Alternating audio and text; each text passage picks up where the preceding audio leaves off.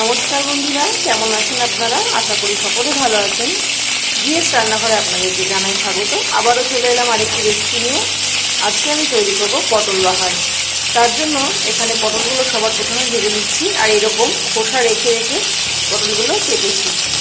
মাঝখান থেকে কিন্তু ছুরির সাহায্যে একটু চিড়ে দিয়েছি, যাতে করে নুন ঝাল সমানভাবে এর মধ্যে যায়। পটলগুলোকে খুব ভালো করে ভেজে নেব।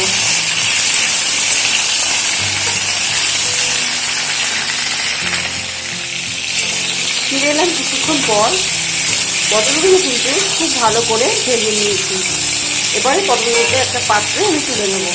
আর আমার চ্যানেলটিকে এখনও যদি সাবস্ক্রাইব না করে থাকেন, অবশ্যই আমার চ্যানেলটিকে সাবস্ক্রাইব করার অনুরোধ রইল, যা সম্পূর্ণ ফ্রি।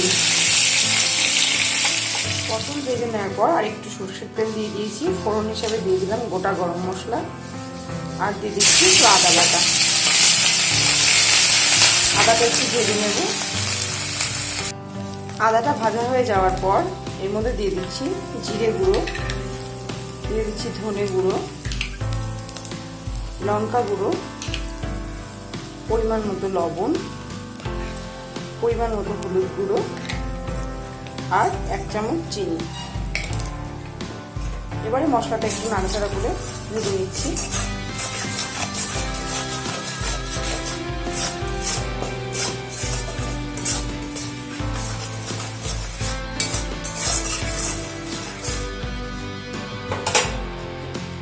এবারে এর মধ্যে ভেজে রাখা পটল দিয়ে দেবো। তার আগে আমি একটু কাশ্মীরি লাল লঙ্কার গুঁড়ো দিয়ে দিচ্ছি। আপনারা চাইলে এটা নাও দিতে পারেন, এটা কালারের জন্য দিলাম।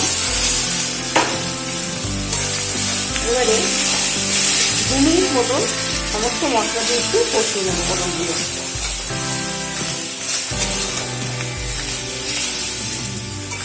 সমস্ত মশলা দিয়ে কষিয়ে নিয়েছি। এবারে এর মধ্যে দিয়ে দেবো গ্রেট করে রাখা পনির।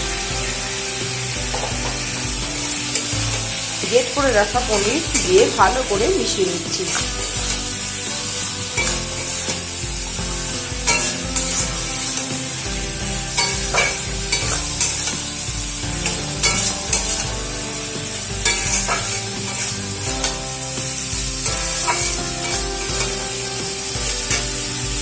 আর এবারে এর মধ্যে দিয়ে দেবো পরিমাণ মতো জল।